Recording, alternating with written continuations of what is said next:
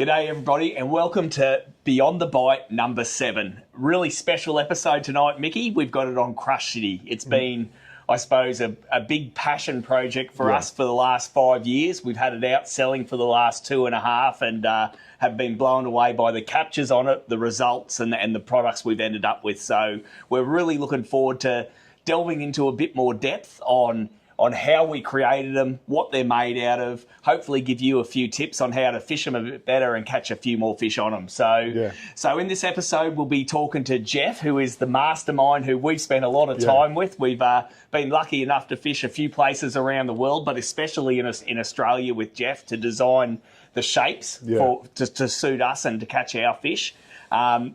We'll then be breaking down every shape. We'll see a bit of the release video we did on it, and then, like I said, we'll give you a few tips and tricks on each of those shapes on how to fish them a little bit better.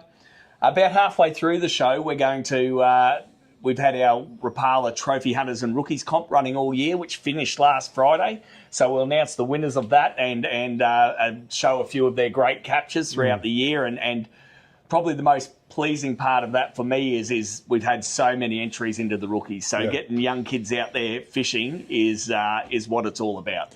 And I think because Crushcity too, a lot of the fish that the young kids are catching have been on our Crushcity. So it's a good thing for us because if they like our products now, they're going to obviously, in the future, they're going to keep using Crushcity and more Rapala products. No, it's good. But also tonight we've got a really good prize pack again during the show. We've got a lot of our Crushcity products. We've got some of our VMC jig heads which suit our Crushcity. We've also got a hat, a buff and a shirt. So tonight we want you to help us. So what we want to do tonight to win this prize is we want you to name our next Crushcity plastic.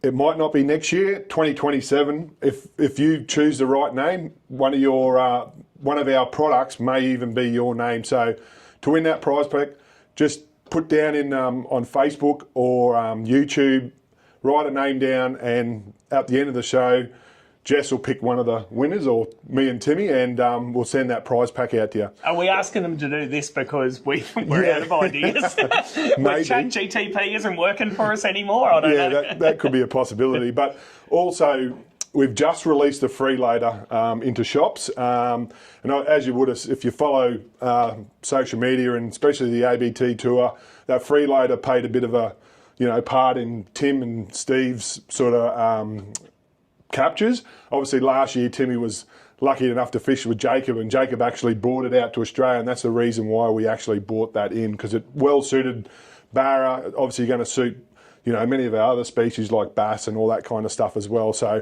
we're going to at the end we're going to go into Barra 101, and we'll put up a little video on that. So let's start the show. First off, we'll play a video, have our Crushcity all began. Crushcity is a destination in the mind of every angler, where the fish are big and the bite is hot. It's what every angler lives for and what every angler dreams of. Hi, I'm Tim Morgan from Rapala VMC Australia, and I'm really excited to be bringing you a whole new range of lures today. Rapala Lures, biggest lure manufacturer in the world, great balsa baits, great hard-body plastic lures, but we're going to be introducing you a new range of soft plastic lures today. And like the rest of the Rapala range, there's been no compromise in the development of this. I'm fortunate enough to be joined by the mastermind, Jeff, who helped design and create these lures. Jeff, welcome to Australia. And how long have you been making soft plastic lures for? 我从小跟我父亲一起去钓鱼，那后来我开始去研发，对这个很有兴趣去研发。那我发现到就是我们小时候有一个玩具，那它会粘在墙壁上，然后拉得很长。那我就有一个想法说，或许我可以把它改良，变成一个很好的 soft bait 的材料。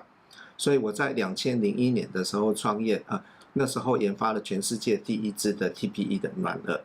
那随着之后在2002年在日本市场上市，那马上也得到很好的回响，那就得到Good Design Award。那后来2003年在美国接着上市，那一直从事 TPE 软饵到现在。那时候的 TPE 的软饵不是非常的理想，我一直去研究，直到现在最新的 Super TPE 终于诞生了。Wow, Jeff, so you've been making soft plastic lures for over 20 years. Unbelievable. So obviously everything over the last 20 years, it's just evolved. So this Super TPE material, what makes it so special? 我很高兴的跟你们分享，早期的TPE， 它经过太阳日晒之后，或者是放在车上，很高温的环境，它会变软，然后变得黏黏的，然后会变得外形会有改变，会变形。那 Super TPE 完全不会，这些都不会。我们在太阳底下，然后在车子里面，在很高温的环境之下，它依然维持它原来的形状，它没有记忆性，那它也不会变黏。那再来，它还有另外一个好处是，它很容易的穿刺。它跟其他的 TPE 比起来，它很容易的去穿刺，所以你可以用一般的挤钩头去勾它，可以非常容易的去使用。So these baits are made with the latest and greatest TPE material, but you also use smart injection technology. Can you explain that to us? OK。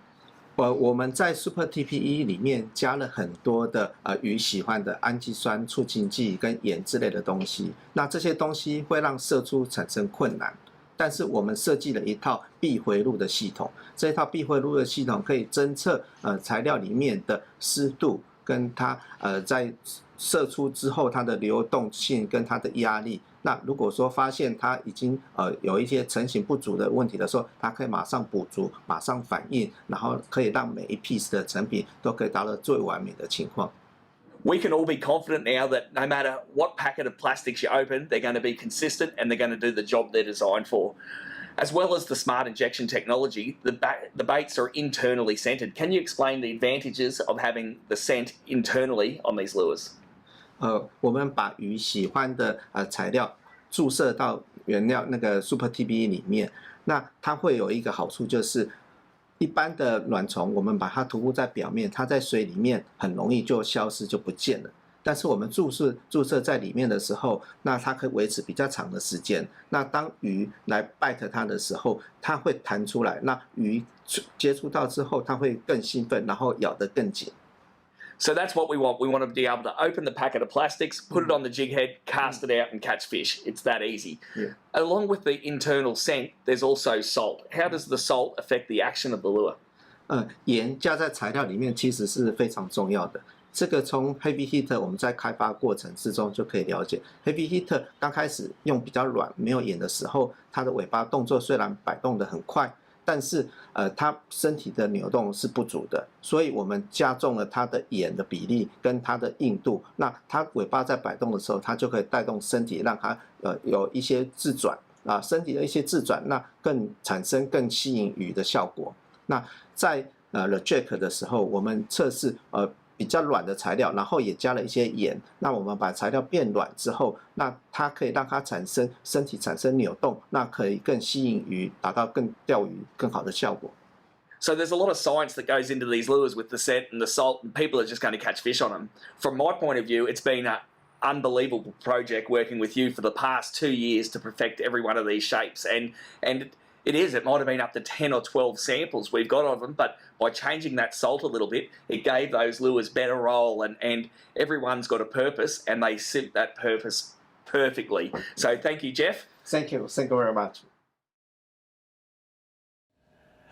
Well, that if there's something to know about soft plastic, yeah. Jeff knows it. But before we get into the shapes, I want to spend a little bit of time to say, next year's 90 years for Rapala. So hard bodies, there's been millions and millions produced, fish caught all around the world on them. But I suppose over the last couple of decades, there's been a bit of a shift. The actual soft plastic market in Australia is bigger than the hard body market. So for Rapala being so ingrained in fishing history, and we thought we needed to be a part of it. And the cool thing is Rapala worldwide wanted to be a part of it as well. So the whole Crushcity movement, I'd say it is, with Rapala, it's a worldwide instigated thing, but it's each country developed their own specific range of products. So it was released first in the US, I think in July at ICAST, where they had a whole heap of bass baits, which have been super successful. Then it came to Australia a month later, where it was released 2.5 years after we started making it. So it was a lot of work in the progress where we had a huge amount of success with the range. And then a couple of months after us, Europe released their range of plastics. So it goes to show that it was a pretty saturated market, but with a lot of development, a lot of unique features on our baits, we've come to the market and it's been really successful. And not only with the plastics, we've gone into VMC now with some jig heads, and hopefully we keep pushing the bar. And I know we're going to talk about it later about, we'll hint a bit what we got coming next year, but it's a really exciting to be a part of. So without any further ado, let's jump into some of the shapes and have a look at the Trickster video.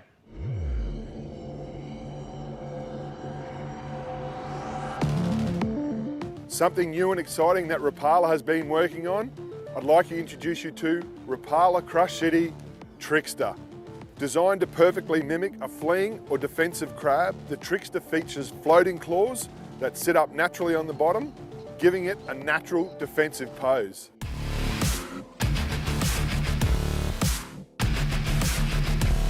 Built from tough Super TPE material, the Trickster handles hit after hit.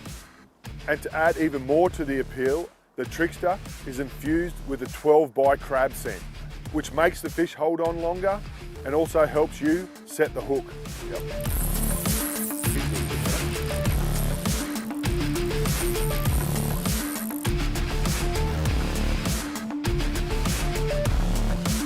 It comes in a range of natural crab colours to suit any waterway, whether you're fishing oyster beds, rock bars, rocky edges, natural line banks, or even man-made structure, there's going to be a colour in the range to suit your fishing situation. Rig it on a VMC Rise-R jig head, throw it near some structure and let it work on the drop. There's no need to overwork it.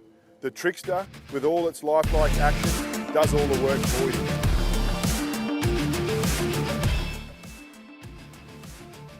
Whether you're chasing brim, whiting, flathead or other fish that love to feed on crabs, this bait punches well above its size. So next time you head into your local Rapala stockist, go and grab yourselves a few packets of the new Rapala Crushcity Trickster, and I hope you get out on the water and crush it.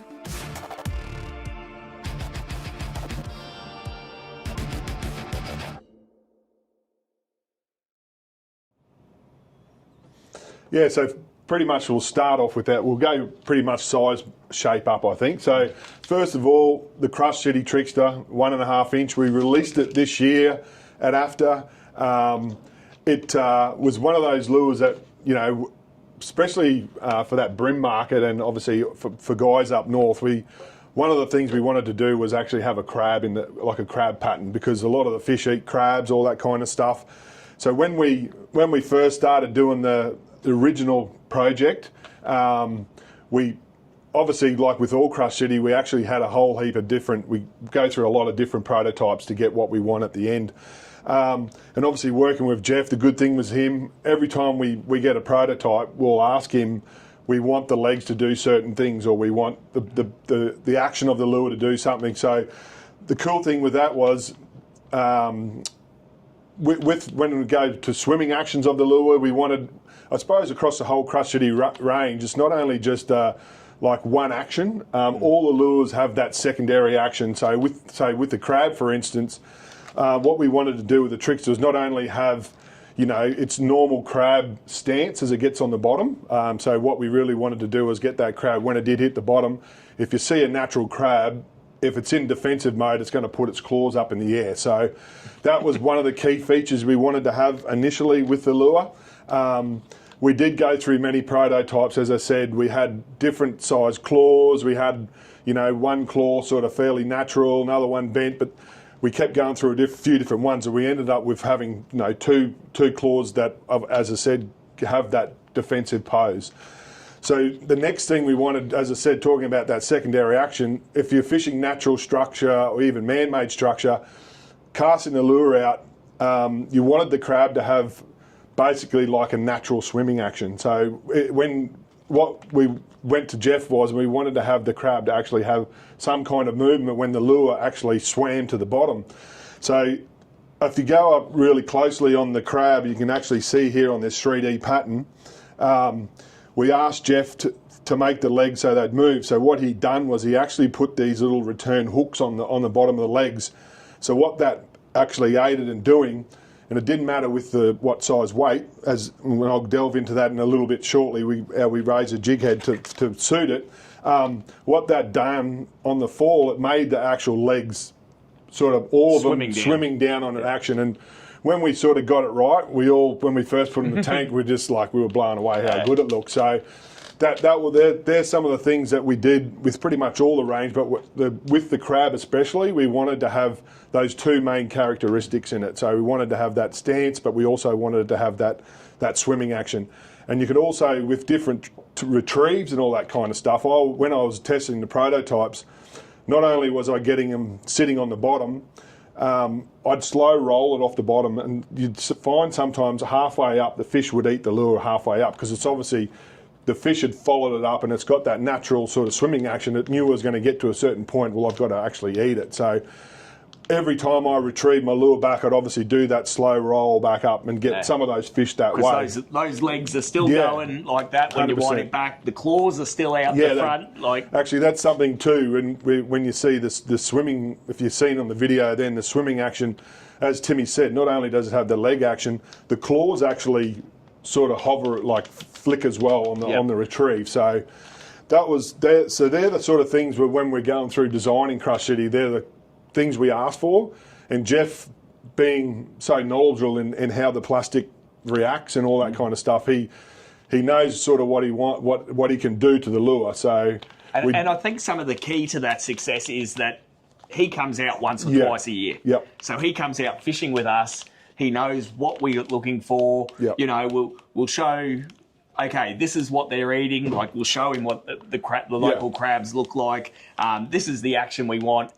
He's been there, done it. He knows it. So, you know, him coming out here might take 3 or 4 sets of prototypes 100%. out of and make it happen a little bit quicker. But it's pretty cool because he's pretty knowledgeable. Like, you and I aren't the sharpest tools in the shed. 100%. We can explain enough to what we want, but then he knows how to do those changes in the plastic to give us exactly what we want. That's it, and that's a pretty cool thing about working with him. But we, not only with the crab itself, we also told him how we wanted the crab to sit and everything. So we started designing the jig head pretty much at the same time. So we knew what we wanted to do. So we basically gave him a jig head and said we want the crab to have this kind of stance. So we designed this VMC Riser jig head pretty much for the Trickster. So Mitchie done a really good job, you know, with the VMC factory. We all had a bit of input into it. I did a lot of obviously the testing of the jig heads, but we come up with a sort of a jig head which basically suited the crab to a T and made it stand exactly how we wanted it to stand. They've all got like about a 45-degree angle on the bottom of the jig head, which basically helps aid in standing the crab up in the air. And another thing, like more of a tournament technique thing, another thing we did as well when we were designing it, and again we talked with Jeff about it, what we wanted with the claws, was we'd come up with an assist that we use on some of our other lures, but we also, it was sort of another one that we wanted to put in the crab as well. So Jeff had to make the actual claws, you know, a little bit bigger to allow us to put these little assists in. And they still float with the assists in them. That's right. So, you know, we've got 832 on there. It's one of our, you know, premium lines, very strong. So we've got 832 with the assist.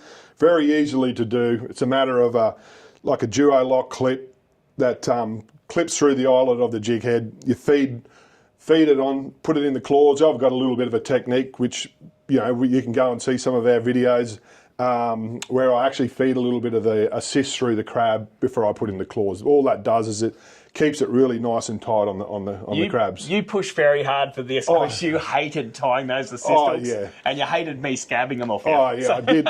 When we obviously had all the prototypes, and probably one good thing with me, I probably fished the most out of all of us, apart from other people in the room. But I did go and spend a fair bit of time testing it. We had couple of different prototypes, and I had a top 10 finish, 2 years before we even released the lure. So I was fairly confident in the product, but obviously we tweaked it a little bit since then, and we've come out with what we've got now, and I think we've come up with a cracker crab pattern. And I think one of the things that is for all the Australian shapes is the Super TPE material. So it's a TPE material. It's probably not the stretchiest that you get out there, but it's very durable, lasts heaps of fish. But I think because it hasn't got any memory to it. Yeah. So you can actually store that in a tackle box, whatever. You're not going to bend the legs up and not be able to use it. So I think that Super TPE material is very important. Yep. With that one, we haven't got any salt in it because we want the maximum movement in the legs. But also with these ones here, it's 12 by cent. 12 by cent in them. So because this is a fish are eating it because they think it's a crab. You're not burning a paddle tail or anything like that. It's so the more it can smell and taste like that shrimp scent we've got or crab scent that we've got in that, the more it smells and tastes like it because you're going to be fishing it really slowly on the bottom, the more fish you're going to catch. Yeah. So. And that's sort of something, as Timmy just touched on then, the technique is not something that you're moving the lure around a lot. A lot of the time the technique is basically whether you're fishing a rock bar or fishing some natural man-made structure like a pole or something, it's a matter of casting the lure to it, just letting it basically naturally fall to the bottom and then sitting on the bottom. If you've got any current or anything like that, the good thing with that Rizar jig head, it actually allows a crab to actually waft up and down. So it actually, that itself is a triggering to it, or even like the fish can see it from a bit of distance, so it'll come over and check it out. But the technique itself is a lot of it comes down to line recovery. You're leaving it on the bottom. You're sort of just drawing the thing along the bottom, just basically hopping it over rock or whatever like that. But the thing is just sort of trying to keep a little bit of, not so much tension, but having contact you with know when a fish. Yeah, because then basically what it does, it sort of feels like if you're bait fishing, you'll get like little tiny taps on the thing, when that's what it's doing. It's what they generally do naturally is they want to obviously get rid of the claw off the crab. The fish will pick at that. So hence why that tournament tipper's chucking those assists on. So then basically it's not a matter of striking. You don't ever strike it. The best thing to do is just, if you do feel a little bit of tension and you think that there's a fish there, is just load the rod up slowly like that, and then it'll basically, those small little assists, or even just a standard jig head hook, will just load up on them. So one technique, a tip I'd say, is not to actually strike it. Just sort of wind the fish onto the They're sticky little assist hooks, and they'll do all the work for you. But it's not just bream that you catch on this. I've never seen you with a photo of a huge massive flatty. But also, up north, guys chasing permit, Tuskies, we've got all photos that. of Tuskies with them. If you're not great with a fly rod, there's nothing wrong with throwing a crab pattern on your spin rod, because I can guarantee you go up in some of those shallow flats up there. And we've obviously, some of our pro staff, Benny Barker's caught a couple of fish up there, but also, one of your mates is a fly fisher, and when he's seen him, he goes, I want a few of those, because if we ever get someone on his guiding trip that can't use a fly rod, they could definitely use a spin rod on it. So, and Mitchie's even caught bass sitting them down next to trees at Warralong. So some crackers on it as well. So that's the Trickster. I think it's been a great success for us. Yeah. Best soft plastic in show it after in 2025, and it shows that that whole approach of no compromise has been paying off for us and Crushcity. Yeah, and I know we've been waiting for them, but we definitely now have stock of both these, so definitely go down and check them out. So if you've been waiting for them, the whole package is there ready to go. Well, part of the reason, and I'll go into that, part of the reason for the delay was we had the keepers on it, which was just 2-wire keepers. Would feed on great once, but once you caught a couple of fish on them, it may have bent them a little bit, and then you couldn't use it again. Yeah. So we actually took the extra time to get the little red binding on them, which holds them in place, and now instead of getting a couple of fish out of it, you get a heap of fish out of it. So like the VMC, like the Crushcity, no compromise, we want to put the best product out there that's going to work for you. Before we jump to the next slide, just remember we're running a bit of a comp tonight. We're in a big Crushcity pack. just give us the name for our next Crushcity. We've run out of ideas. We've got a couple, but you know, throw a comment up there on Facebook or YouTube, and you could win yourself a great Crushcity pack. But now let's jump over to one of my favourites, the Creeper.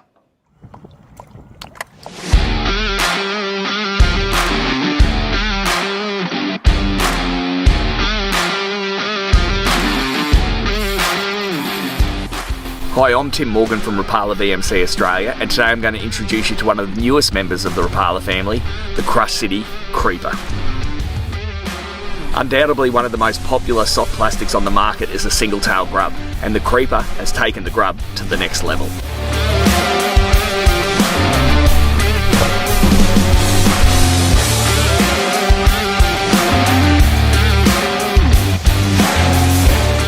I've done lots of fishing with single-tailed grubs over the years and caught a lot of brim doing it in tournaments, and I love the lure. The thing I've liked most about this project is we've taken that single-tailed grub and we've made it better.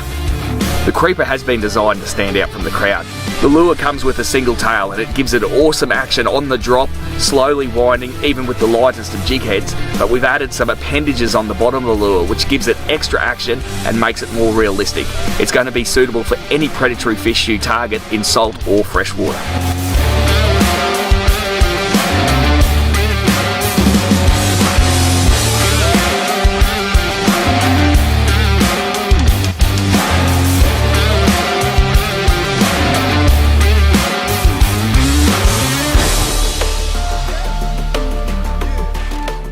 The Creeper's made with Super TPE material, so it's really durable. So not only has it got the great action, it's durable and it'll last lots and lots of fish. The Crushcity Creeper comes in 8 fantastic colours, from bright colours for if you fish in dirty water or want a reaction bite, to natural colours really imitating bait fish, yabbies, shrimps. My 2 personal favourites are the yabby colour, especially over sand flats, and purple haze, because I think that perfectly imitates a little shrimp or prawn. Like all Crushcity plastics, the Creeper is scented. It's scented with shrimp scent, and the advantage of this is when the fish come up and bite it, it's going to taste good, they'll hold onto it longer, allowing you to set the hook and catch more fish.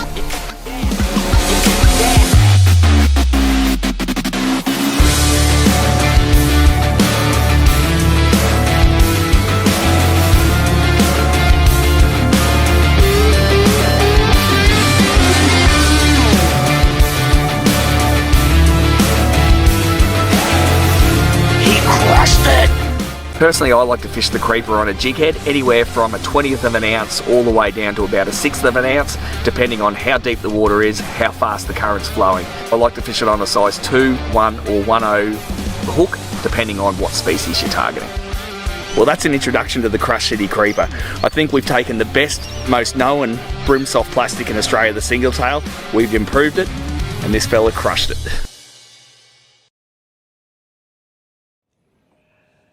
Now we'll be talking about probably one of my favourite lures in the range, being a brim fisho from way back. Hadn't done a lot for a while because we didn't have plastics, but pretty much every range of soft plastics in Australia has got a 2.5-inch single tail. So I suppose we didn't want to just be same old as everyone. So we wanted to have, we've got that initial action of the single tail. We challenged Jeff, we had a few ideas, and we went through a fair few iterations of the Crushcity Creeper, but with these added appendages on the bottom. It started off as a few big paddles, we refined it, it ended up getting cut into 2 smaller legs, but the beauty of that is you've got that secondary action. So on the drop, when you cast in on a standard jig head rig plastic, you'll get that action of the legs on the drop. As you're winding it, you've got the tail action as well as the leg action. So for me, this is different to plastics have been around for a couple of decades now. And I know in the ABT back in about 2000, when we started fishing plastics for brim, we were using little crappy grubs from America. They've seen a lot of single tails over the years. This is something a little bit different. So I think, again, with all the Crushcity range, the Super TPE is really important. It is, so you'll never pull a tail out of a pack that's crushed and you can't use because there's no memory in the soft plastic. So every plastic you get, you're going to be able to use well. I find the best way to rig these is just a standard jig head rig plastic. You know, we're starting off with probably a size 1 to 1/0, But I fish these up onto half ounce with a 3.0 hook when we're chasing the big tarpon and stuff like that down the Gold Coast in winter when they're there. So to me, it's if you're going to have a plastic range in Australia, you've got to have that single tail. But that's different to every other single tail out there. And it's just one of those shapes too that, you know, a little shrimp pattern is on some of those days when you are not only just chasing bream, when you're chasing some of your other species, you know, your flatties and all that kind of stuff, that little smaller presentation just imitates a little shrimp to a T, you know, like obviously if you're anywhere near there's a bit of grassy, you know, those weed beds and all that kind of stuff, you get a lot of that really small shrimp that's in that area. So sometimes downsizing to that little creeper can change the day sometimes. So you definitely have to have like one of those little creepers, no matter, you know, what sort of fishing you do. Not only salt water, but fresh water as well. So, and again, these are shrimp scent infused, so that there's scent internally in them. You can always rub a bit extra on the outside if you want, but probably again talking about how to rig them. We've just released. After in 2024, the Gripper finesse jig heads, which are probably more popular for the creepers, size 1 to 2.0, depending on what you're fishing for. But, you know, I suppose, again, a lot of jig heads on the market. Our Super TPE material's pretty special. We wanted to come up with a way to, you know, when we filmed that video and when all the jig heads we bought in the market at the time, we used to have to super glue the creeper onto the jig head. Whereas with these ones that we've released now, they've got the lead keeper on them with also the wire keeper as well. So you basically feed that creeper on over the top of that, then you bring it back, force it onto that wire keeper there. It'll hold it in place and you know, I don't have to super glue plastics on anymore, which is a pretty great thing. Yeah, 100% it is. Yeah, and as going back to Timmy, with the jig head itself, it definitely, you know, obviously that technique with some of those little shrimp patterns, you do have that little hopping technique too sometimes. So if you don't, with that wire keeper and the lead keeper itself, doing that technique we found with some of the other jig heads and then some of our earlier prototypes, they were falling off, but definitely now you can get away with it without actually doing anything with them. Nothing worse than coming back pants after a bite and then keep fishing it back and then getting it back and going, well, I wasn't going to catch anything on that. So, but it is important that when you feed it on, you're happy with how it's fed on, to push down on that wire keeper, and I sort of pull it down under tension a little bit, and then that'll lock it into place. And also too with the creeper, we got a new size that we released this year. So we got that 325 inch size.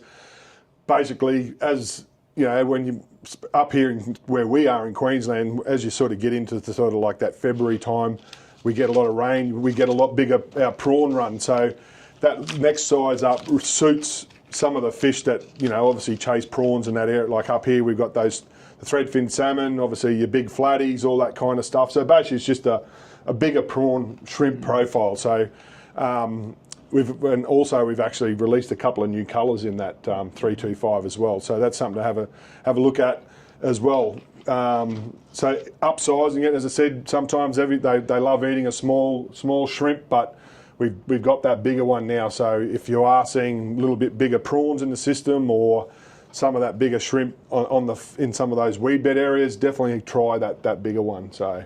Yep, a must-have in everyone's tackle box. Yep. And in the trophy hunters and rookies, especially rookies this year, the creeper has been a standout lure for a lot of the young anglers out there. But that's on the creeper now, so let's jump over to the imposter, which is undoubtedly one of the most favourite Crushcity baits out there.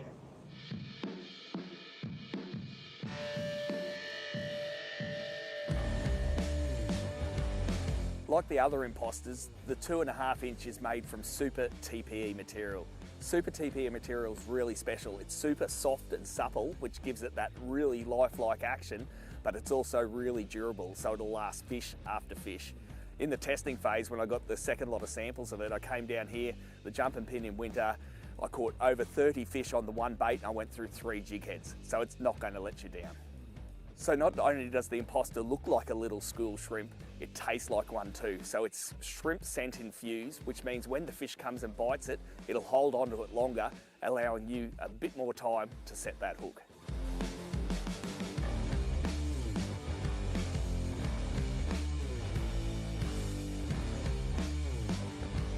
crushed it. Using Crushcity's core shot technology, it allows us to produce some pretty special colours, be it real natural colours like the yabby or purple haze, or if you're fishing a bit murkier water or you want that reaction bite from a fish, some real bright colours like neon yabby or Lumo candy. Being only 2.5 inches long, it's a perfect little prawn imitation, so it's going to catch heaps of fish, be it salt or freshwater. Some of the key features that make the Imposter the most lifelike prawn imitation on the market are the longer front legs, which move with the slightest of movement or current, and the segmented body with the scoop tail on the end. So whether you're hopping it like a little fleeing prawn or slow winding it, it's going to have a perfect action to help you catch more fish.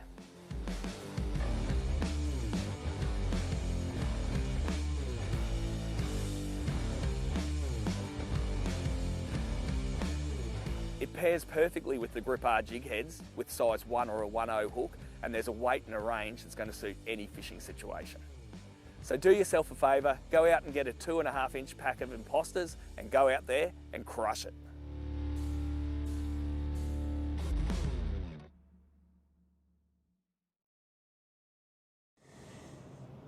So yeah, now we'll start with probably, as Timmy said just before then, probably our popular shape, the Imposter.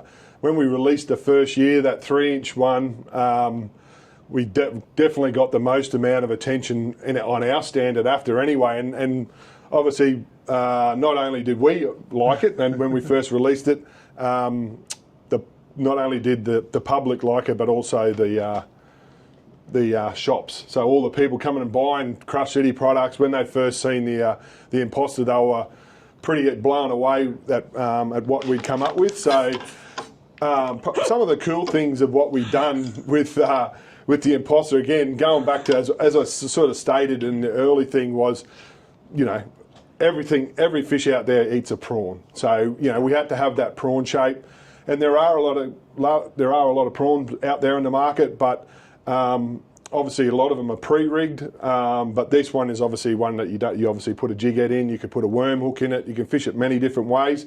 But the thing with this was, again, it's got a couple of different actions to it. So yep. When we went to Jeff and we said basically we wanted to have, like, obviously a natural looking prawn, but we wanted to have, if you ever see a natural prawn swim, they're not flicking around carrying on, they're actually just cruising really, really slowly. And if you see some videos of them, yeah, their legs are just moving along. So that was one of the first key features we said to Jeff, is we want to have some legs on it that basically have that natural swimming action on a really slow roll, because that's how we sort of wanted the lure to be designed. So again, we went through a lot of different prototypes. We had to go through different size legs. But obviously we ended up with what we got with those really fine legs that move at the slowest of speed. So as you can't even, like, if you ever pick one up out of the packet, a lot of times you can't even keep it still with the legs moving, and that's what they're like underneath the water. So that was the first initial feature we wanted, but also we wanted to have, if you ever wanted to wind it a little bit slower or give it a little bit of a hop, is to have it like that secondary action with a tail. So we had a couple of different tails that we tried, and when we explained what we wanted, obviously Jeff knew exactly what we were sort of talking about, or what he could do to the lure to make it do exactly that. Is when you have a look at the tail of the lure, it's actually got basically like a scoop. So basically what that is, it's similar to like a paddle tail. It doesn't have like the round tail that's obviously going to make the lure twist. Basically or twist like the tail wrist twist. Basically what that does is just grabs water and just slowly, like, just kicks side to side sort of thing. Yep. So again, on that slow roll, you can get the legs moving and obviously that tail moving. When it flicks, it'll obviously add a little bit of a flick, but also I do a little bit of burning of pontoons and stuff like that. It actually gets a little bit of a wobble on it. So similar to like a paddle tail, but so those kind of actions definitely aid in, again, reaction bites, like a more natural sort of presentation. that kind of thing. And that's why I think, I keep coming back to it. That Super TPE material that is made out of, it's very soft, it's very supple. So it does not take a lot of water pressure or movement to get that action. And I love with that scoop tail on the back, just a slow wind, like you burn along the side of the pontoon for jacks.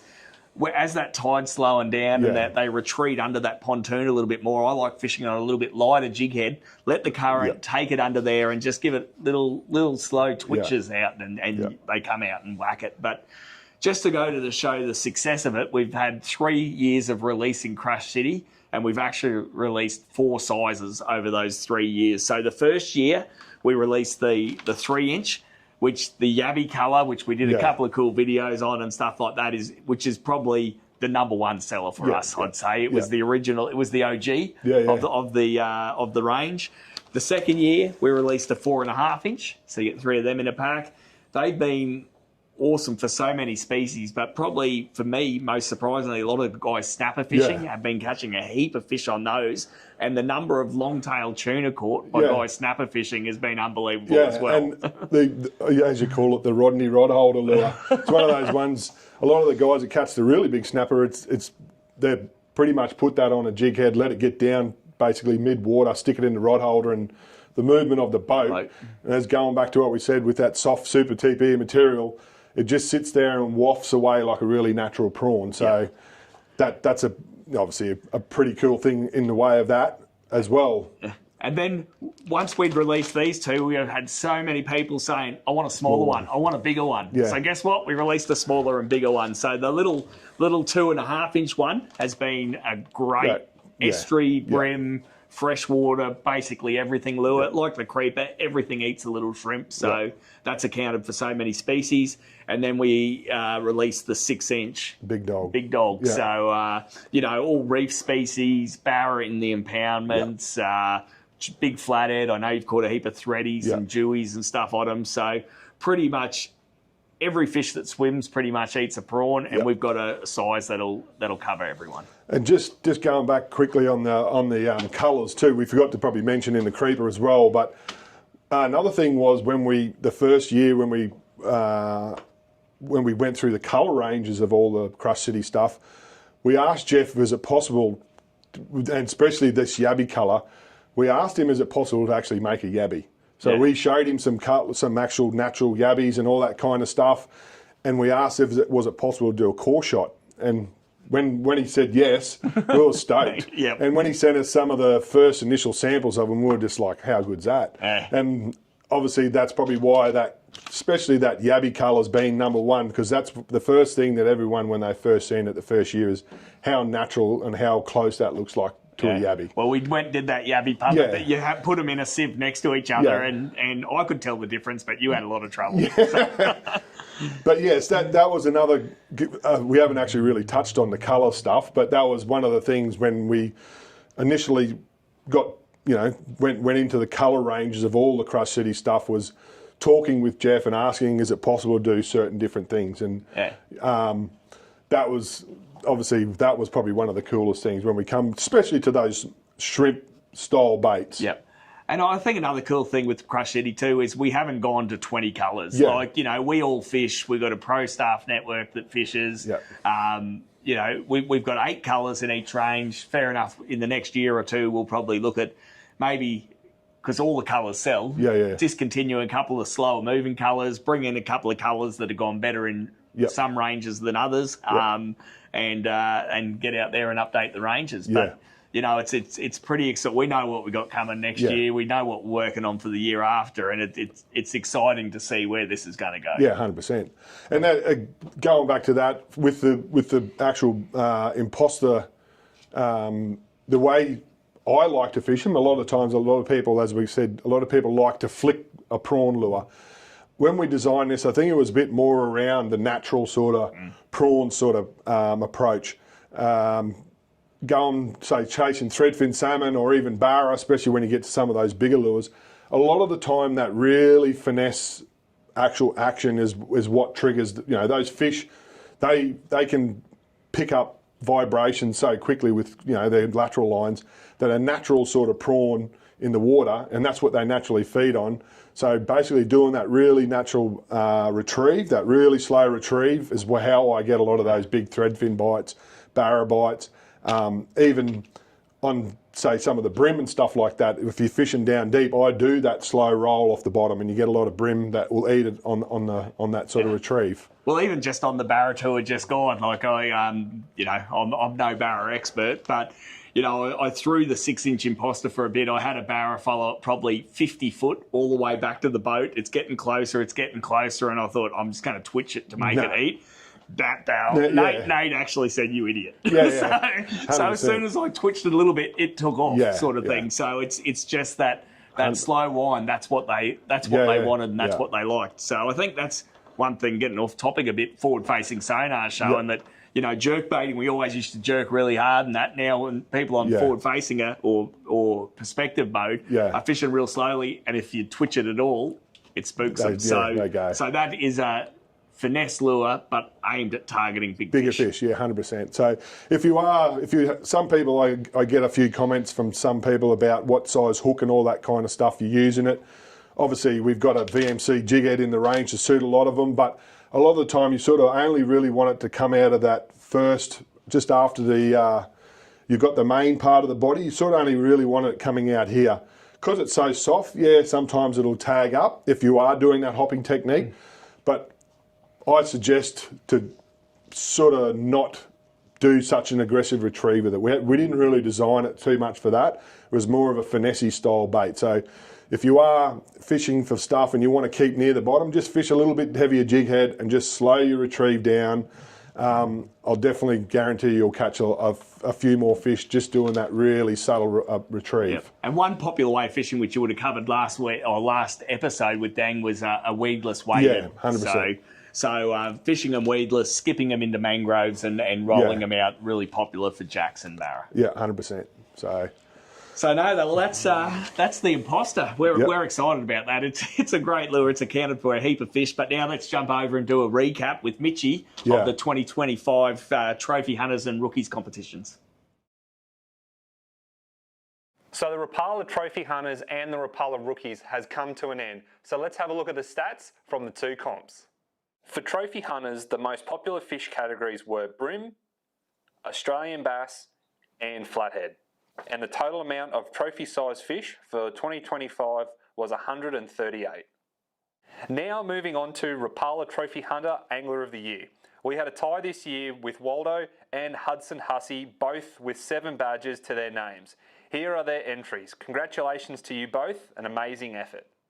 Now for the trophy category winner. So these winners got the biggest fish in each category. So let's go check them out. Australian bass, Jaden Hawkins with a 57 bass on the Crushcity heavy hitter, and Mark van der Westen with a 57 centimetre bass as well on the Rapala DT20.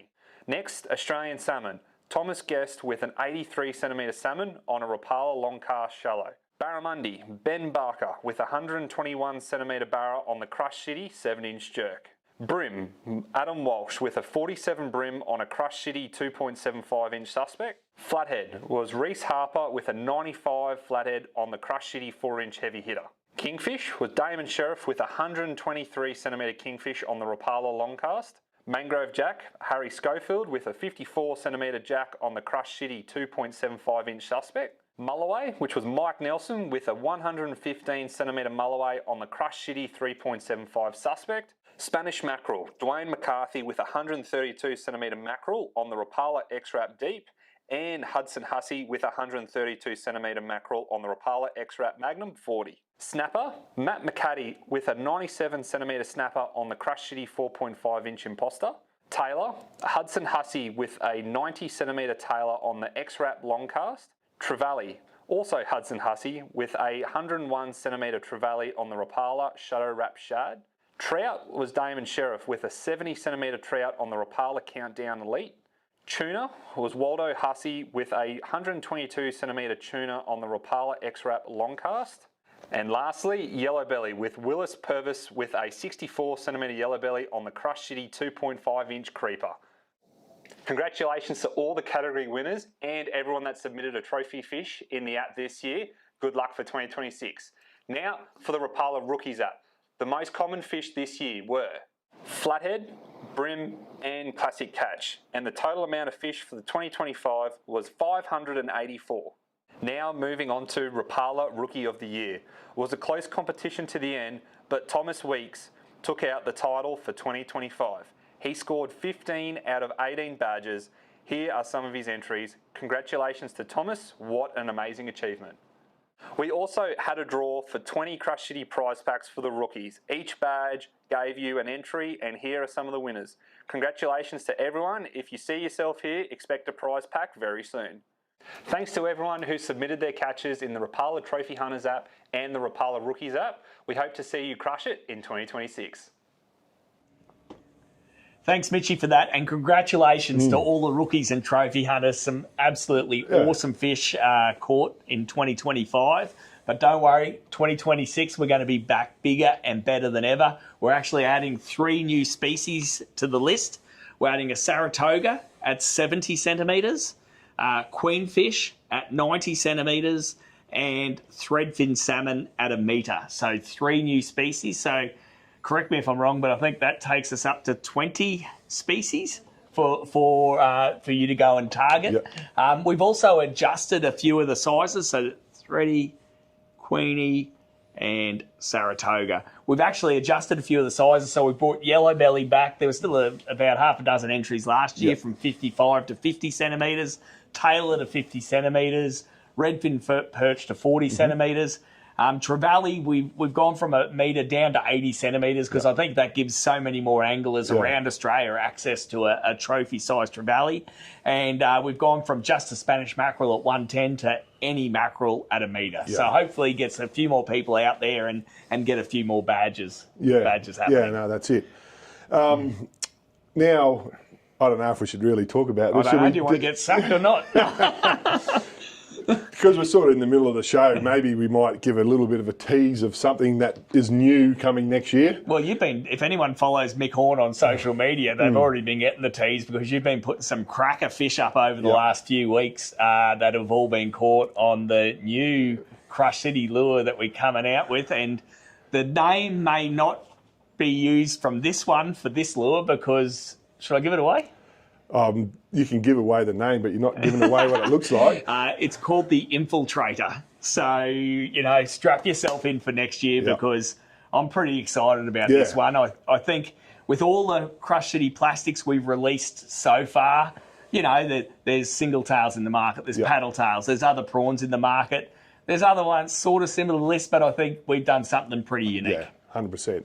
And obviously, again, I'm the lucky one that gets to go and test it a lot of the times. And I've actually had a couple of good sessions on bass on it too, which I was pretty stoked on. And obviously, one of my favourite fish, the jacks, I'll tell you now, they love them. So I'm pretty stoked with that. And I've got a few fish in the ABT Barra Tour this year on them. So I'm looking forward to... They must be all right because even I caught some barra on them up north the other week. But I'm pretty much that's all you're getting, so it's a pretty. It's a little bit of a tease. It was a bit of a shithouse one, but anyway. But also, don't forget, we'll get back to it. Don't forget about the competition to help us with a new name for the Crushcity soft plastic. Not Infiltrator. Yeah, it can't be Infiltrator because that one's already taken. So, there's a great prize pack as we said. So definitely, Facebook and YouTube, jump on, put down the new Crushcity name. For maybe one of our 2027 lures. So, and also at the end of it, the show, if you haven't already asked, if you've got a few questions about Crushcity or something that we've spoke about, definitely put some questions down there, and hopefully at the end we can, one of us might be able to answer it between the two of us. We can phone a friend. I'm sure Steve will make something up. He's good at that. Yeah. So let's now jump over to the suspect.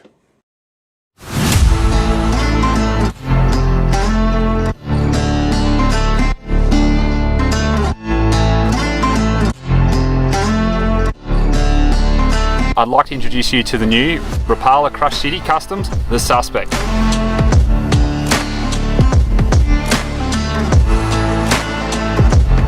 The Suspect is made from TPE material, so it's super durable to last all day fish after fish, but yet soft and supple enough to have that perfect body action on a slow retrieve, resembling a small bait fish found in both fresh and salt water. The Suspect has been designed to fill a void in the lineup and provide anglers with a slimmer profile plastic. The Suspect has salt and fish scented powder impregnated in the body for a longer scent release and improved hookup rate. During the testing phase of the Suspect, we were able to fine-tune the design to produce the perfect balance between shape and action, resulting in a deadly little minnow. The Suspect lends itself to be rigged in a few different ways. Probably the most common way is just with a standard jig head, perfect for open water in the impoundment. So the second way is just weedless, so fishing around structure and on the tops of weed. The Suspect can be used in a number of different ways. Probably the most common way to use it is a slow retrieve with your reel, letting the plastic do all the work. The second way is burn and kill, burning it really quick with the reel and then pausing it. And then thirdly is a hopping retrieve. So hopping that plastic with the rod and then letting the lure sink back down, having that tail work as it's dropping back down. The versatility of the Suspect is it can be used from the surface all the way down to 60 foot of water. So all you have to do is choose a VMC jig head to get you to the desired depth. Whether you're chasing trout in the south, sooties and jungle perch in north, estuary predators on the flats, or you're out chasing bass in deep water in the impoundments, the Suspect will crush them.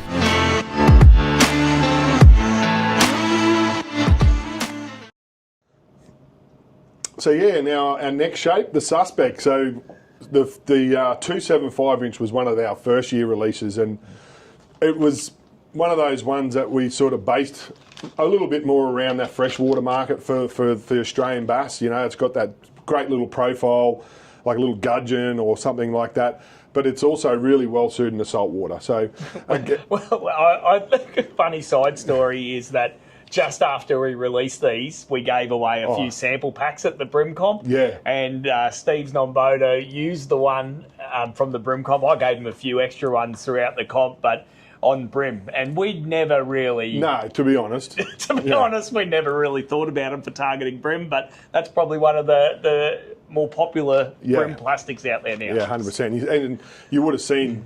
With the rookies, that was probably the lure that caught a lot of fish, and pretty much right across the board, because that little profile, as I said, it was really designed initially probably more for the freshwater market, but it's now, you see, it's a perfect little bait fish imitation. So when you get all that little white bait and all that kind of stuff that's in the system, and that when we released that time of year was pretty much our winter Brim spawn. So. And generally at that time at the jumping pin, you get a lot of that white bait that comes in the system. So that lure basically matched the hatch. Yeah, 100% it did. And is it Pete? Was his name? Pete Clark. Pete Clark cleaned up and won the non-boaters. And I think the weekend after that. Come on! Pump your own tyres up. To say the week after that, I had a good win on it, which was designed for bass. So, yes, yeah. But anyway, now you took me. Now that we've talked about how good Mick is, no. So I think this is a paddle tail, but it's more a finesse paddle tail. It hasn't got a big body roll. So like you said, it's imitating that white bait. It's imitating small garfish. All the shapes we've shown previously have had like extra limbs, the creeper, the trickster, the imposter, for that extra movement.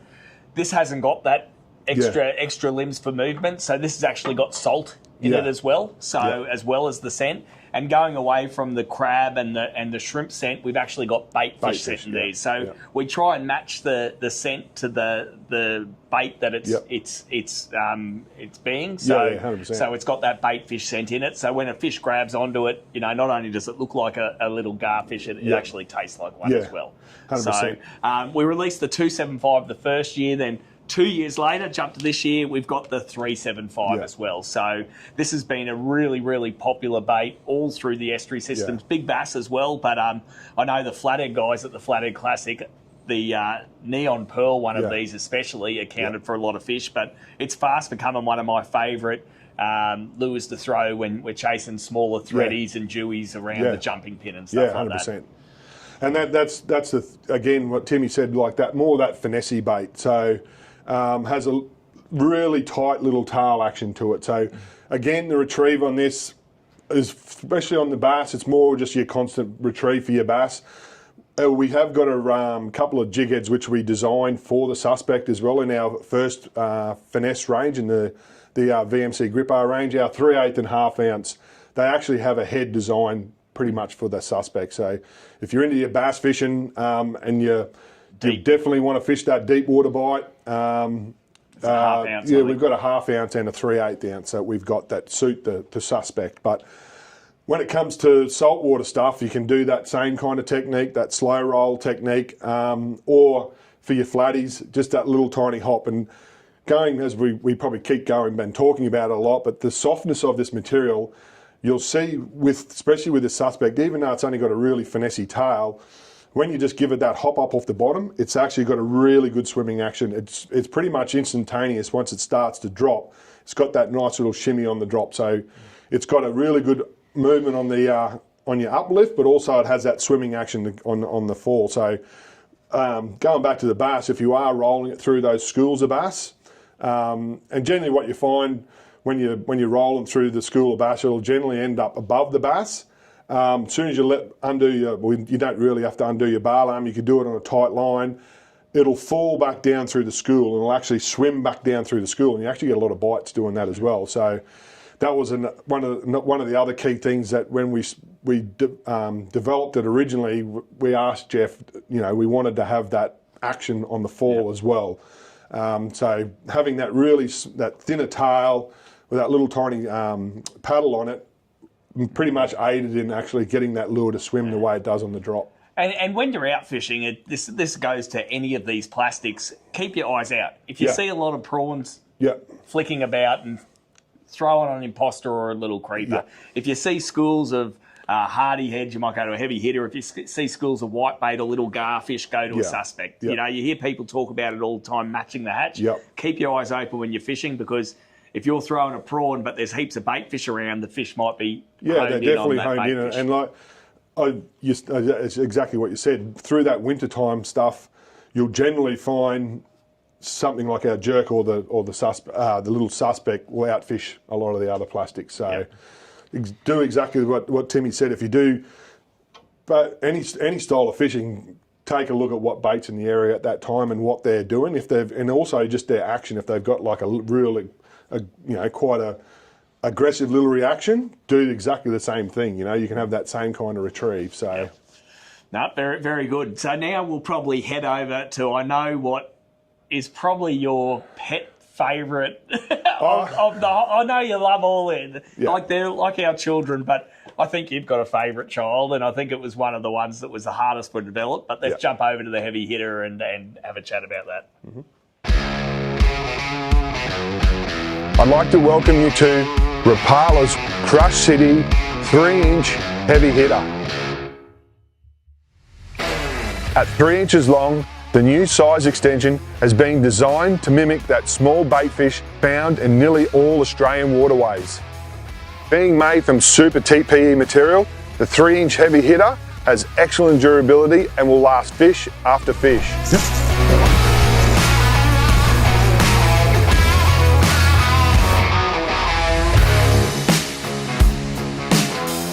Rapala has utilised smart injection technology, allowing us to vary the amount of salt we can put in this lure, which gives it that great rolling action. We've also added a bait fish scent, which also adds to the appeal of this little guy.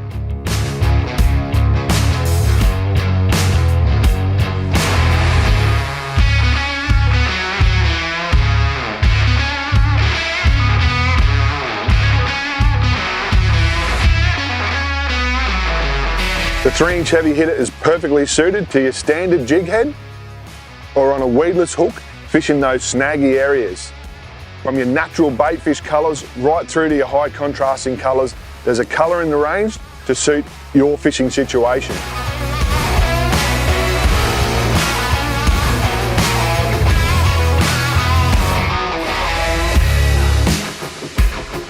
So make sure you get down to your local Rapala stockist and go and check out Rapala's Crushcity 3-inch heavy hitter, because it will crush them.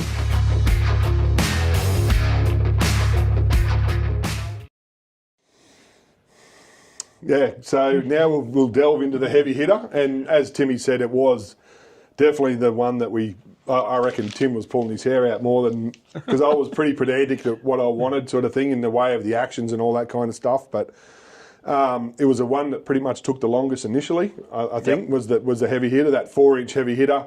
And it was sort of a lot around my mangrove jackfishing, I think.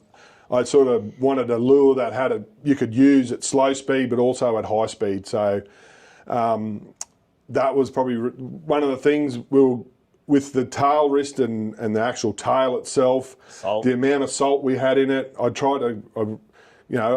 challenged Jeff and said, can you make it any harder? Yeah. And that's when he said salt is the key to this, to make it to stiffen the body up, and the next thing was actually thickening that tail wrist a little bit to get the action, because a lot of the time it was more so just a tail action where the tail was twisting. It wasn't really driving the body to roll. I know we went and bought every 4-inch paddle tail on the market. We swam them, and our goal was to have the most aggressive body roll out and stable out of all of them. Mixed right, I was getting a little bit frustrated. I think it was 10 or 12 samples. So you look at all the cool tricksters and imposters and creepers and everything we've got.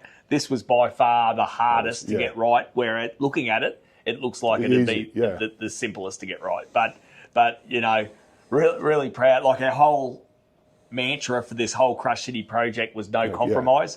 Mick didn't compromise. I was tempted to towards the end, but I'm glad we didn't, because I firmly believe with this 4-inch, we had the 4-inch with the most aggressive fish calling body roll in the market. And that's pretty much what it was, because with mangrove jackfishing, that's pretty much what it's more of a reaction thing. I wanted the fish to react to the bait, so they didn't, they had to sort of make a decision fairly quickly, and having that little bit more aggressive action in the water was obviously a trigger for them, but also it was one of those things where they had to come out and pretty much nail it. So, and you've caught a lot of jacks on them, and even still to this day, I have and still catch a lot of fish. I have to have one of them tied on. Yep. And when it comes to colours, I'll sort of touch a little bit on the colours, and why I sort of we chose some of the colours was now this time of year the water's a little bit clearer. If you've got a really bright sky, that white bait colour is a killer. If I get on the water and I see the water's clear, or we've got a really bright day, there's no cloud in the sky, white bait and whiting, they slay. So once you start getting, when there's a bit more cloud in the cloud, or you've got more discoloured water, that red dog heavy hitter, that thing it's caught pretty much all my really big fish. Yeah. Because generally I try and find that dirty water anyway, a little bit of dirty water, not too dirty, but that red dog colour has been my number one. So so the first year we released the 4-inch. 4-inch. The second year we released the 5.5-inch, and then this year we released the 3-inch. So we've got the 3 sizes, and you'd think that it's just upsizing, isn't it? No, definitely not. Like the 5-inch, the 3-inch wasn't too hard, but the 5-inch was. And if you have a look between the 4 and the 5-inch, it's not just upsize, but that tail wrist is really big, because when we just upsized it to do the first sample to have a look at it, that tail had turned, but the wrist, the wrist wasn't big enough to drive the body. Yeah, that's right. So it was another one we had to go through a fair few prototypes to get it right. More so around targeting those bigger fish, your mulloway, your barramundi, your big flatties, all that kind of stuff. Yeah, again, more of a slow retrieve on them. It was not really a big burning plastic. It was more just that slow roll sort of technique with that bigger 5.5-inch one. But that little 3-inch one is again, it's just one of those sizes that can fish, I can't even say it, a whole range of fish. Your freshwater fish, right up to your bigger fish. But it's just that, again, similar to the suspect. If you would have seen in that video, then when you do have that hopping technique with it, it's automatically got action straight away. So again, that tail and the paddle has that really good driving thing, so the lure actually swims really well on the bottom. Fun fact that you didn't know you were going to talk about probably, but How do you like fishing these for bass and stuff like that? You know, when you're down the Clarence and Richmond River recently, a lot of people don't think of them for that. Yeah, 100%, and even the bigger one for the Barra. But on the ABT Open and the Richmond round, I used these on a worm hook. So 3-inch, I was using the 3-inch a little bit, but I found that the 4-inch skipped a lot better. So I was using the 4-inch a lot more. So basically, you just on the 4.5-inch one, I think I was using one of our 5.0 VMC worm hooks, like EWG hooks, and I think I was using a 3.0 on the little 3-inch. But the sound you get from this tail on the surface it's basically similar to like a whopper plopper sound, because the tail's got such a great. It drives, it does underneath the water. It drives really well underneath the water, but it does the same thing on the top. It actually gets a really good blooping sound on it, and a bubble trail. Yep. So that's the other key. It's not only just got that sound, it actually creates a bubble trail, which again is another attractant. So I think one of my biggest fish on the tournament on the first day, I got doing it straight away, and obviously that set the tone for the rest of the tournament pretty much for me. But again, you could do the same thing with your mangrove jacks in your mangrove line banks, obviously the barra in the dams, all that kind of stuff. It just has that really good blooping sound Give in it the a go, water. because when you told me that, I went, yeah, right. Then I did it and went, holy hell, that's awesome. Yeah, no, it does. It definitely has a really great sound on the surface. And if you haven't tried it, if you like your guys who generally throw frogs, definitely go and buy some of the 3 and 4-inch ones, chuck a worm hook in them, especially now this time of year, the bass are pretty much firing, and a lot of in our area, in northern New South Wales sort of area, try the heavy hitter, skip it right in on the bank, and basically that slow burn out off the bank, and you'll hear that sound, and you'll know why that the bass cream it. So yeah, so he's getting excited talking about it now. I want to actually, if my missus wasn't in the situation he was, I was going to do some of that over the holidays, but she broke her ankle and she can't go, and now it's so selfish, Mel. Mel, you're selfish. So now I'm stuck to little tiny sessions when someone's over to help her. You're an asshole. Yeah. All right, now let's jump over. That's Mick's favourite, but let's jump over to the jerk. I think the second last shape we've got to cover for tonight. Mm-hmm.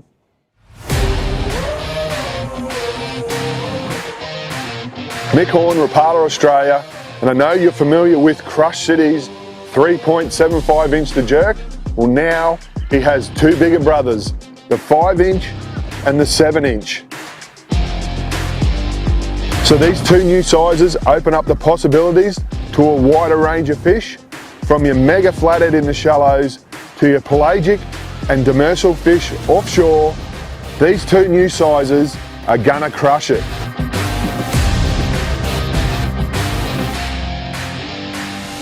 So just like their little brother, they're made from the same Super TPE material, so they are super durable and they are going to be able to handle those aggressive strikes.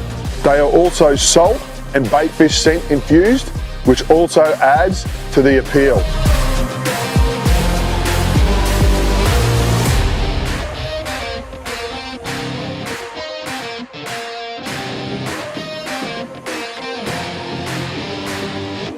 So the Crushcity jerks can be rigged several different ways. So on your standard jig head, or if you're in those snaggy areas, on a weedless worm hook. And a little tip, rigging the jerk upside down on a standard jig head, adding to that body wiggle and imitating a fleeing baitfish to a T.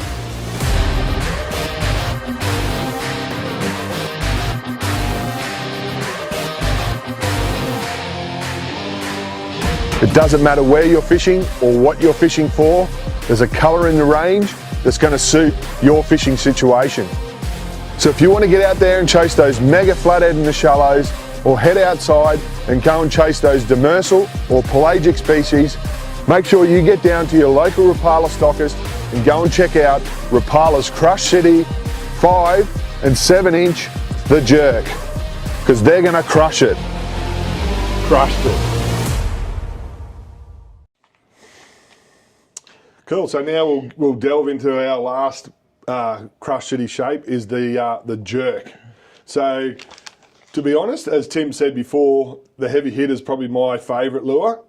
This would probably be the one that I've caught the most fish on. Yep. Across every single species.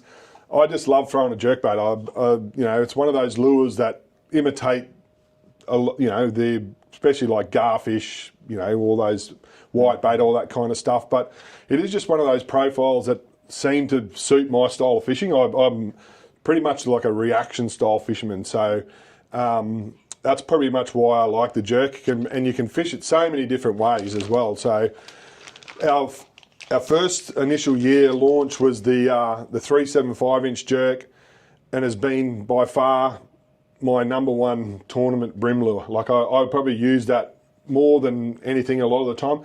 Generally up here when we got that winter spawn run, that thing kills it for me. And the reason you like that is because in that winter spawn run, the fish are deeper. Yep. And you can efficiently get that deeper 100%. without any paddle tails, Yep. without any extra appendages or anything like that. Yeah, and I've got quite a regressive retrieve with it too. I got like this. It's funny.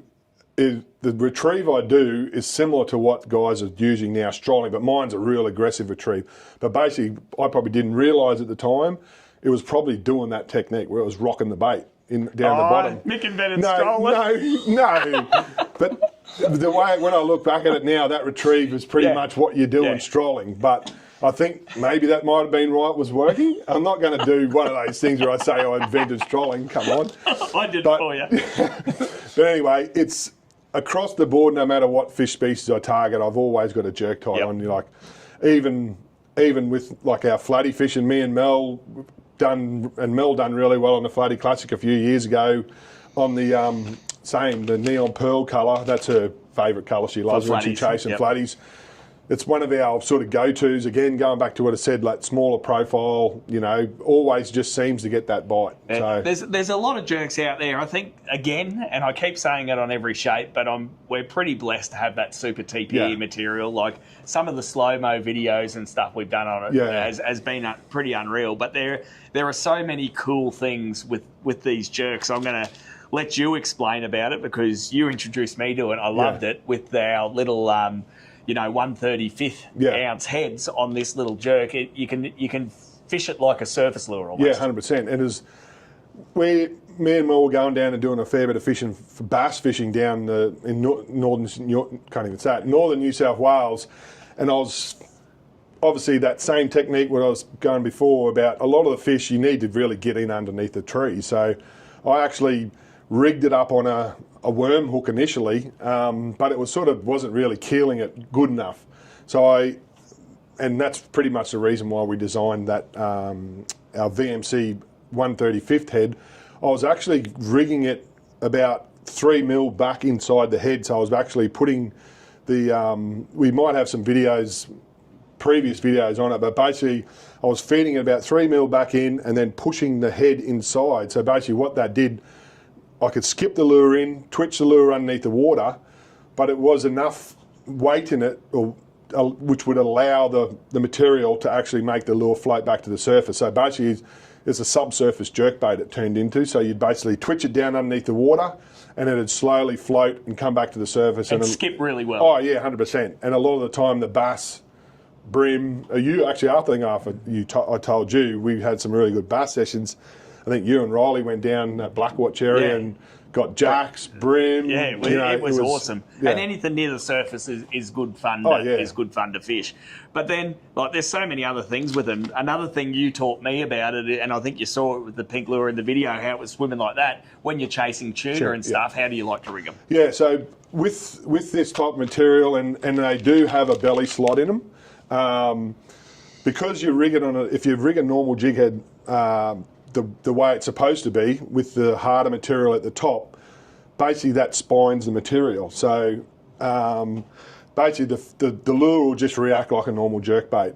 So, but if you rig it the other way and you're only sort of pinning a small amount of material in and you've got the flap at the top, basically what that does, it creates the water to be able to run across the back of the lure. And what that'll do is actually make the thing swim. So it'll actually give the lure that S swimming action.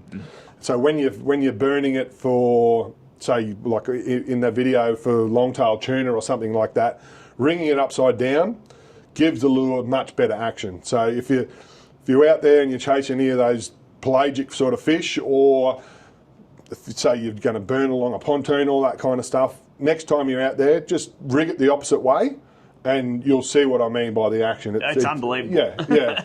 It gives it a lot better action. So if you want to use it for that high speed stuff, try ringing upside down. But if you want to just fish like traditionally, just obviously fish it the correct way up. Yep, sweet. And then probably I think one of the things that's blowing most people away over the last just over 12 months is, you would have come up and say, this is going to be one of the most popular barra lures in the impoundments. And you go, no, it's not. Yeah. But, after Jacob came last year with these and the freeloaders, the advancements in forward-facing sonar to actually throw these out and stroll them in front of the barra, it's been quite unbelievable. I know Corey Gooch, they got Team of the Year, named 3 lures. One of them was the 7-inch jerk. So it's I think it's here to stay now. It's a technique that a lot of the barra guys have got in their quiver, and it's great that even though it wasn't designed for that, it's a great barra 100%. Lure as well. And I've gone. Sometimes I jump on and have a look at a bit of the. I've obviously got a fascination with the barra as well. You jump on and watch some of the YouTubers on the thing, and a lot of them, they don't talk about it, but you see on their rods that they've all got 5-inch jerks on. So that's a cool thing. Is a lot of people don't like talking about it, but if you haven't tried, and obviously you would have seen with the ABT, and obviously guys on YouTube are definitely. If you're going to go barra fishing, you have to have a pack of jerks in 5 and 7-inch. Yeah. So they catch a lot of fish, and it's sort of, that's the beauty of fishing. It's a lure we had out for a couple of years, and now there's a whole new technique to use and play with, and then I think that's the great thing about fishing, is because you're learning all the time 100%. And trying different things. So, and when we develop obviously, as Tim said, when we develop all this stuff, we all have certain ways we fish, and like we've done it for a lot over time. We design it for that specific reason, but then there's obviously a lot of great fishermen out there that come up with new techniques and all that kind of stuff, whether it be overseas or locally, that teach us a thing or two for when we are developing lures. So some of the stuff that, down the track when we release it, we'll rely on some techniques that have sort of just been started, or we'll sort of try to develop lures around that sort of stuff. Yeah, that's right. And hopefully, coming forward, we've got a few new lures coming that might create a few trends and techniques. Right. So it's been good. And I think Crushcity's established in the market now. I think we've got enough standard shapes out there. So that's why we're looking at, trying to do a few different, think outside the box and do a few different things. So we're really looking forward to, after in August next year, to showing you what he's been catching heaps of fish on. Yeah. So now we're going to talk about the final lure of the night, which is not Australian. Yes. We did nothing to develop it. No. It's the freeloader. I'm from outer space. I got Milky Way for blood, evolution in my veins. I'm gone, I've been far away. I'm illuminated now, I make a move, start a waves. I've been breathing on my diet for a long time. I had a vision from the birds, they wanna go sign. I'm officially intelligent away. I'm your future, past and present, I'm a fine line. Yeah, I'm a listening of this illusion. I am not really here. Yep. Well, here we go. Magic. Taller, skinnier, not as good-looking version of me has just jumped in between me and Mick. But no, we're going to talk about the freeloader, a US bass bait that was originally designed for a chatterbait trailer that has now, I think every bass fisherman in the States fishes forward-facing sonar for the bass over there, and we were lucky enough to have Jacob Wheeler come out last year to come and fish the Australian Barra Tour with the ABT guys. A lot of people said you can't catch barra in forward-facing sonar. They move too quick. We tried it in perspective mode. I'm not a barra fisherman, but he just said, put it in forward, let's go. And he went to work, and he worked them out and opened a lot of people's eyes. And I think it's it's been a breath of fresh air for the industry. It gets people thinking outside the box, and I tell you, hopefully he'll be able to come out next year. And I think he's going to be surprised at how advanced the Aussie guys have got on this strolling technique, one of which is Steve Morgan, who's now using both forward and perspective to target these fish. Yeah, I was one of the ones that was tired of getting dumped by him on the forward mode. And it was interesting. I thought my observations for last year were that when it was nice and calm, forward would really dominate. Like you could really be precise with the presentations. When it got windier, it got a little bit harder. And one thing we have learned with the live sonar in the last couple of years is if you're behind the fish, it is never going to turn around to eat it. So Jacob's unique that he can iterate where the fish is just by waving the sonar across the fish and have a real perception of that. Most of us mortals can't. But what Aussies are really good at doing is working a hack out. And a lot of the guys this year would use the perspective mode on a pole, and they would look for those deeper fish that Jacob was, say, finding, and then they can throw their lure out, and via the colour and via moving the pole, they could always put it in front of the fish. So what they lack maybe in seeing how deep the lure was, they can make up for it and always have it in front of the fish. And that's the thing that I really loved about the freeloader. So the freeloader, you gave us a few free samples, I think, before... Freeloader. Got the freeloader. Before the Mondi and Woonga events. Yep. And the Mondi fish really loved them. And of course, I love learning some new techniques. And of course, since I'm not Jacob Wheeler, I use the forward mode in conjunction with perspective on my trolling motor to use them. But 4-inch or 4 1/4, 5 1/4, 6 1/4 inch. I reckon the most universal one is that 5 1/4 inch one. And sometimes they were pretty specific. Sometimes they wanted to, like the Mondi fish loved a 6-incher. Big one, yeah. But up at Faust, I'd assume the 6-inch would go better. Big is better. But it wasn't. The 5-inch was the one that they liked eating all the time. The other thing I really worked out was that hook size. I thought bigger would be better with hook size as well. The bigger the hook, the better holder to get, the more fish I was going to catch. I was pretty wrong on that one. That was a harsh lesson. 2 fish from 12 in one session. Swap back to the gripper, the 5.0 and 6.0 hooks from the 7.0 and 8.0s, and all of a sudden you're catching 80% of your fish. So it's been a real learning curve for us. And it's a great product for it, the freeloader. I'm the worst person at rigging plastics as well. I'm really bad at rigging TPE, but the normal plastics, man, I can rig them like a champ. I had someone call up today actually and say, "What's your brother on?" He had one of your videos where you had it upside down, but I said, because they're a PVC bait, they rip a little bit more easy than TPE. You can catch 20 barra on a jerk, you can do a whole week on that. If you get 2 out of a freeloader, you've done pretty well. And so I'm that person. So even though I pinched them off you, I still wanted to get even the though best they cost value him nothing. So I would rig them the right way up the first time, and then sometimes if you hook them outside the head, the barra jumps and you'll actually lose the plastic. But if they hook them inside the mouth, you'll often get them back, but they'll be a bit torn up. So you pull them out. And like your undies, you can turn them up inside out and wear them again. You can flip the freeloader over, do it upside down. And they still stroll. It'll stroll perfectly again. People on the internet might think you're crazy, but real barra fishermen know that it works either way. And the barra doesn't care. So long as it's moving along at that constant rate, and this is one thing I really did learn, if you have a barra following, and you can see the barra following those stroll baits, worst thing you can do is try to like pop it, jig it, drop it. I learned that mistake. Anything different. So long, if you do anything different, the barra like, nah, not eating it. So you got to just keep on strolling that bait, keeping it rolling, and it doesn't matter if they started following it 30 feet out. They will follow it all the way to the boat, and if you get it beside the boat and just lead it into the water, they'll sometimes hit it right beside the boat. So when you fish other plastic swim baits, sometimes an accelerating retrieve works. Not when you're strolling, not for me anyway. It's just got to, just don't change anything. Even though you might see the world's biggest barra behind your lure, don't lose your stuff. Just same cadence, and away you go. So there's some of the things that I learned about the freeloader. And a lot of the boys on Barra Tour talked about that. Is like the Ward boys who won the last event. They said if at night time, if they had one follow all the way, they just slowly put the rod down the boat, turn it round, and they were getting eaten there. At Teamborough, I had one I strolled all the way, followed it 30 foot all the way to the surface. I pulled it out and I just watched him roll on the surface and swim away. So you got to get into daytime.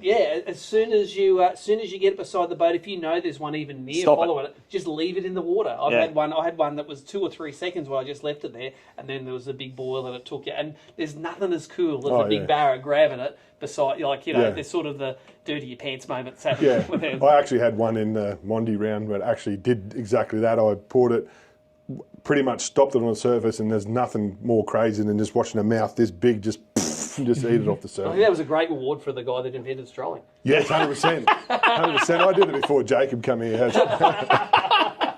I can say Look, so many things. look, if you don't know about the office here, it's Rapala, it's Fishing Media at the back, and there are always office challenges going on, and 100%. people paying out at each other, and it's a great fun. And who's the office barra champion at the moment?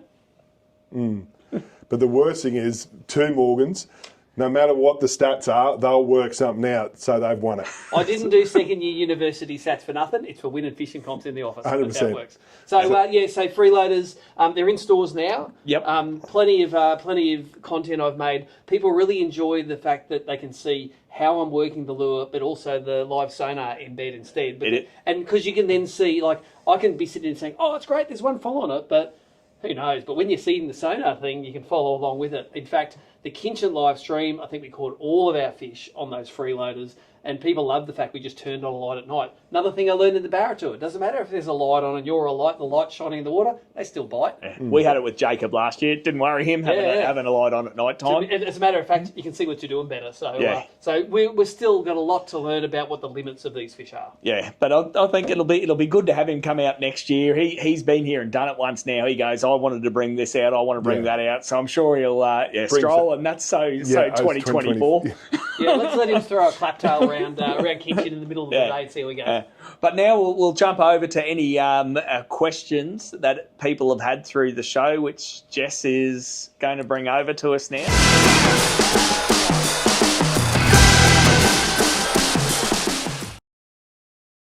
Kevin Bean's interceptor. Okay. Question, Mickey. 2.5 mooch minnow coming to Australia. We actually, when I did the bass, I had a couple of the bass guys. They'd obviously bought some from the States and asked that same question. At the moment, no. No, I don't think so. I think, we've got some. We fished them. We've played with them. I think our suspect does the job pretty well of what the mooch minnow does. The little jerk, you mean? The 375 inch jerk, I reckon, is similar to the mooch. I think the suspect's similar. It does. The mooch minnow has a really tiny little tail on it. Yeah. It's super finesse, little tiny action, and it doesn't roll as good as some of the other strolling baits because that's sort of like what it was used for in the States. As Tim said, we've got samples of it. We've tried it, and maybe it is that really finesse approach that is why they're getting them to bite. But as I said, it does have that little tiny tail on it, and it has a really slow little wind. But to answer your question, unfortunately, no, mate. We're not at this stage. We're not going to bring in the mooch minnow. So we'll see what happens in years to come. But at the moment, no. Yep. Okay. No, all good. And then that was the only question we had. Winner for the competition is Kevin Beams with, I can't even read that, Interceptor.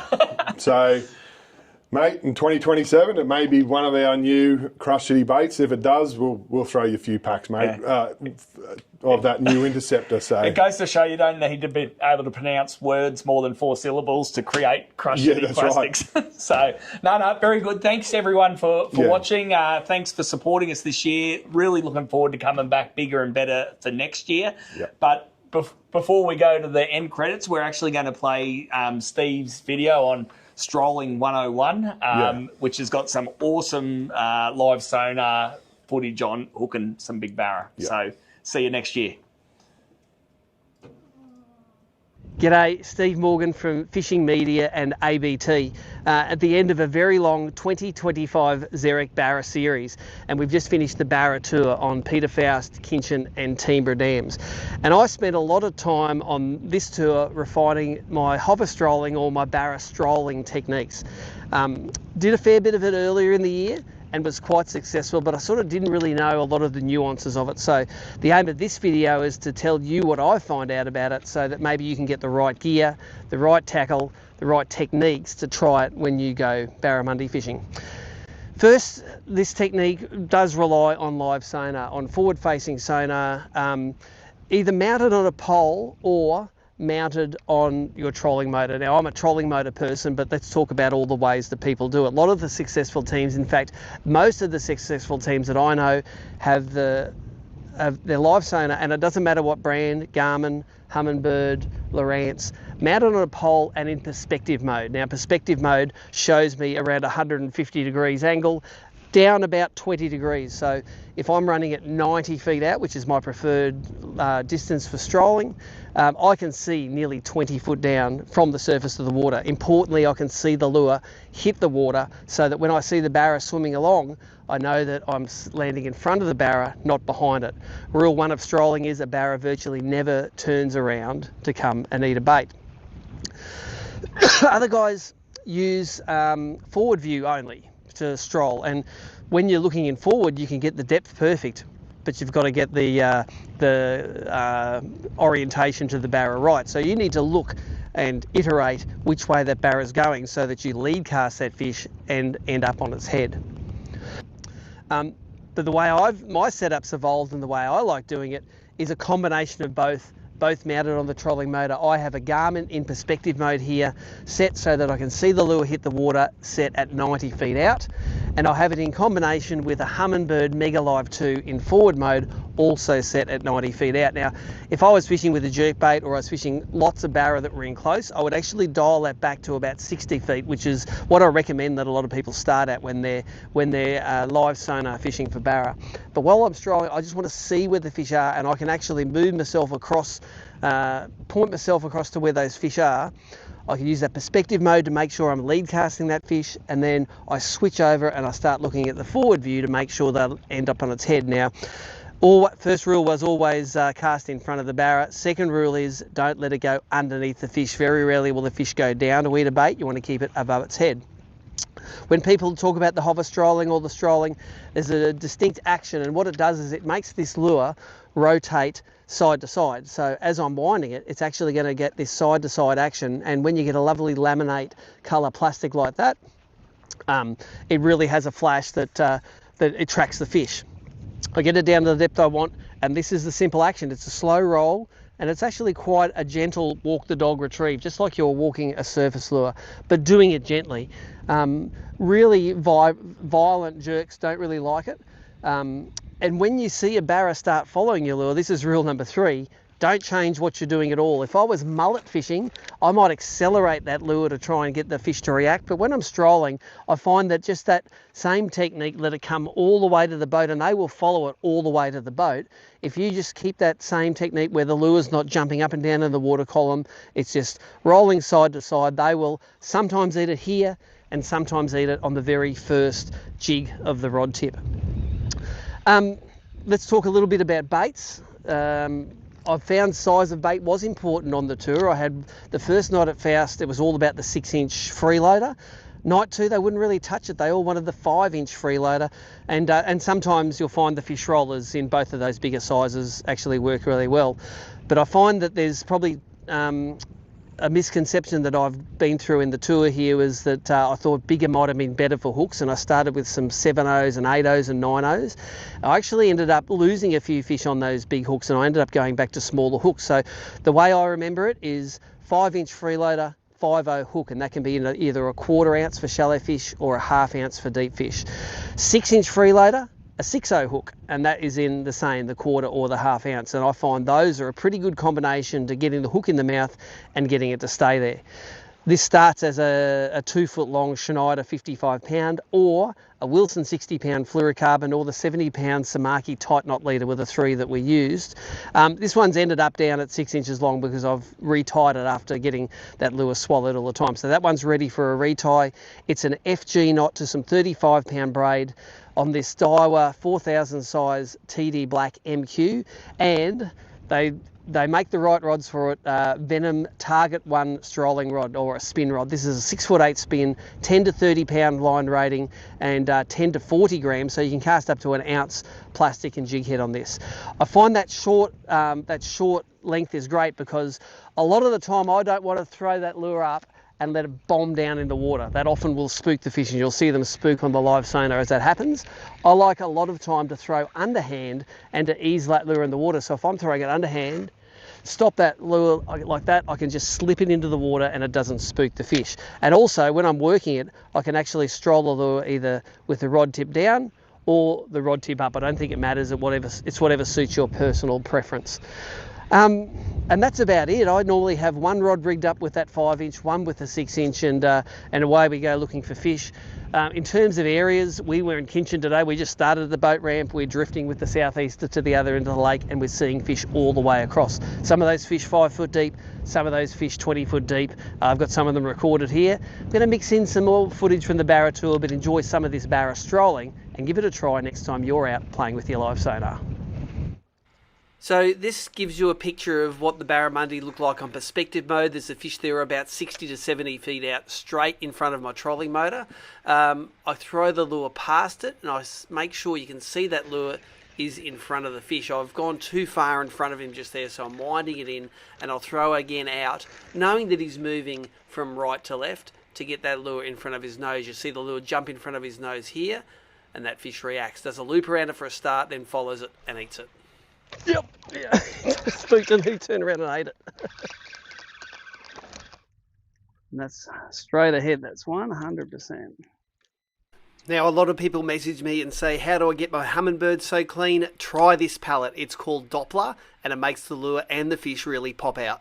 Come on, follow it, mate. Come on. Let's follow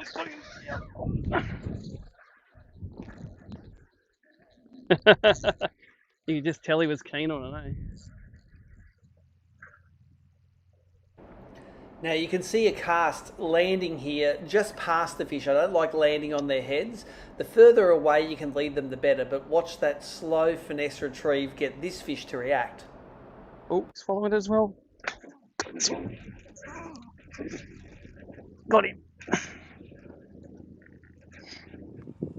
Now, when we're talking about range, I have this one set to 90 feet out the forward view, and I also have the perspective mode set to the same.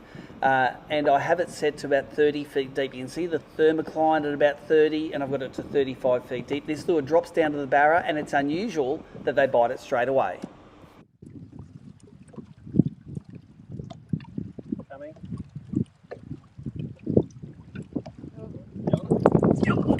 Yeah, I was watching it go. Oh, look at it, rewind.